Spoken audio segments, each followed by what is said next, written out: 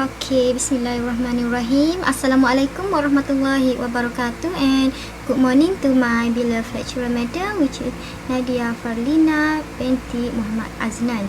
Okay, today I would like to present to you about the comparison between the Islamic financial and conventional financial system. First of all, my name is Nur Fatin Akilah binti Muhammad from BA 242 3B. So first of all, let me look at the introduction for the Islamic finance. Okay, this is the introduction for Islamic finance. Okay, Islamic banks emerged on the financial scene in early 1970. So, Islamic scholar working with practical bankers have developed a number of such modes, including mudarabah, musyarakah, murabahah, salam, istisna, leasing and sukuk. So every contractual arrangement is permissible unless expressly prohibited by Sharia. So there are very few prohibitions. So basically these are covered under two categories, which is riba and warat. So this term will be described in the next section. So based on the Islamic theory, financial contract guideline for Islamic financial engineering has been derived. This can be summarized in what we have called the 4 Cs of Islamic financial engineering, which is consciousness, clarity, capability and commitment. So next is value proportion of Islamic finance. So there are 4 value proportion of Islamic finance. So first is promoting the principle of financial justice. Okay, financial justice is a basic requirement for the functioning of Islamic finance product. So Western or conventional financing look forward to profit through interest payment and makes beneficiary completely liable for any risk. Contrary to this, Islamic financial pave way for the sharing of net profit or loss and the risk involved in a proportional manner between the lender and the beneficiary. So second is accelerating economic development. Okay. Islamic finance companies certainly have profit creation and growth as their objective. So for which they choose to invest in businesses based on their potential for growth and success. Thus, in Islamic banking industry, each bank will investing in promoting business venture and attempt to outperform its competitor in order to attract more funds from its depositors. So this will eventually result in high return on investment both for the banks and the depositor. This is unlikely in a conventional bank where depositor redeem return on their deposit based on a predetermined interest rate. So it's different from conventional bank. And third is strengthen financial stability. Okay, in Islamic finance, the investment are approached continuously and the decision-making process is carried out thoroughly. Unlike the conventional banking system, the companies who appear risky are usually kept away from financial institutes. This is why during the global 2008 financial crisis, the Islamic financial institutes remain untouched. With carefully audit and analysis, the Islamic Finance Institute lessen the occurrence of risk and enhance financial stability. So, and lastly is encourage stability in investment. Okay, in Islamic finance, investment are approached with a slower, insightful decision-making process when compared to conventional finance. Okay, companies whose financial practice and operations are too risky are usually kept away by Islamic financing companies. By performing intensive audit and analysis, Islamic finance promotes the reduction of risk and create the space for a greater investment stability. So now let we look at the comparison between conventional financial and Islamic financial institution benefits. So for conventional, it does not need to conform to halal requirement. Okay. Any alteration to the term of the finance would just need to be abstained by the loan facility agreement. And if you default, restructuring or refinancing is an easier task, and the cost for early settlement, late payment or default are more transparent in the contract. So this is for conventional. While for Islamic, it emphasizes the need for financial agreement to be supported by real trade or business related activity, as this provide an efficient boost for economic activity and the economy itself. It also helps lessen the effects of speculation on the economy because it forbids transactions involving war or extreme uncertainty. Floating profit rates and profit rates are capped at a maximum, and lower charge are incurred on the late settlement. So this is the comparison between conventional and Islamic benefits. Okay, so the structure and operational mechanism of Islamic and conventional financial system.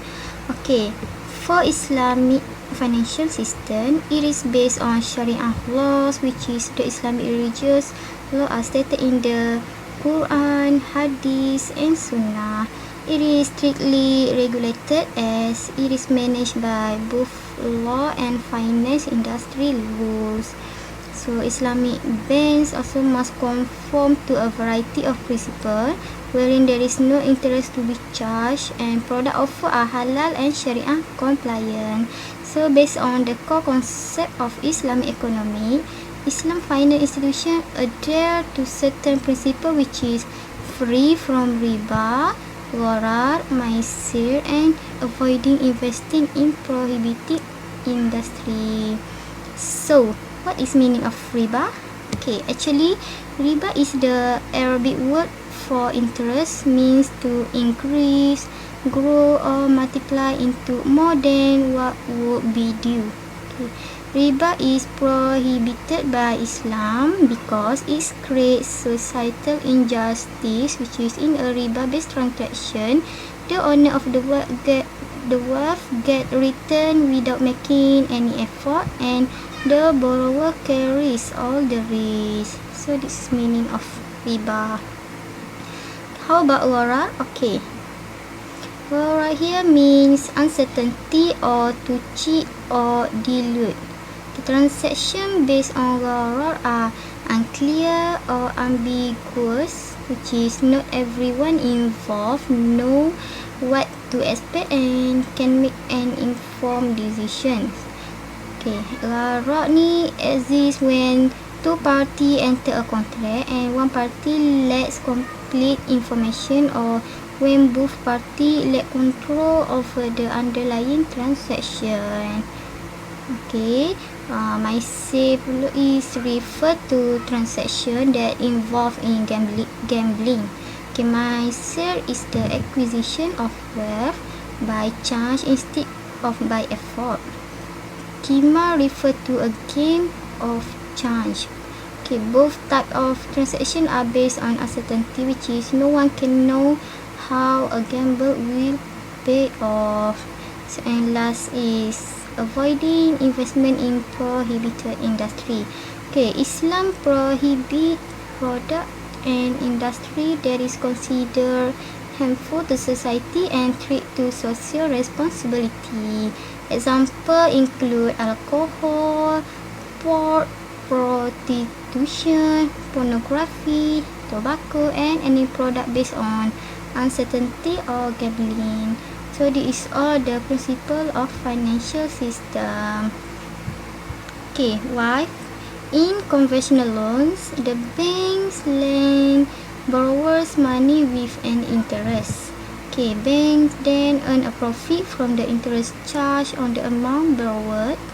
For instance, when you take out a loan, you will repay the loan amount along with the interest rate and the prescribed rate over a set tenure by installment. So the specified rates is based on a margin above the bank base lending rate, BLR. Okay. If a borrower makes a late payment or default, the bank has the power to charge additional interest to the amount borrowed. The interest accumulated is a way of paying extra fees when you pay late. Okay. The interest payable may also be capitalized. This means an interest charge is added to the total amount of interest owed since the last payment of the balance. This is structure for Islamic and conventional financial system. Okay, for the last slide, I will discuss about the comparison between Islamic and conventional financial instrument. So as we can see here, we have four differentials to distinguish the institution of Islamics and conventional. So first is instruments. Okay, for Islamic financial institution, it has Islamic contracts such as musyarakah, mudarabah, murabahah, and ijarah or leasing. While for conventional financial institution, it has financial instrument which is deal in intangible assets, which is treasury bills, certificates of deposits, call money markets, commercial paper, and bankers acceptance. Okay, second is relationship between the investor and issuers. Okay, in Islamic financial instrument, the relationship is commonly some form of partnership, agency, lessor and lessee, or buyer and seller. Okay, for example, in a diminishing musyarakah, the financial client have a partnership relationship as well as a lessor and lessee. While in murabahah, the financial is a seller and the clients are a purchaser.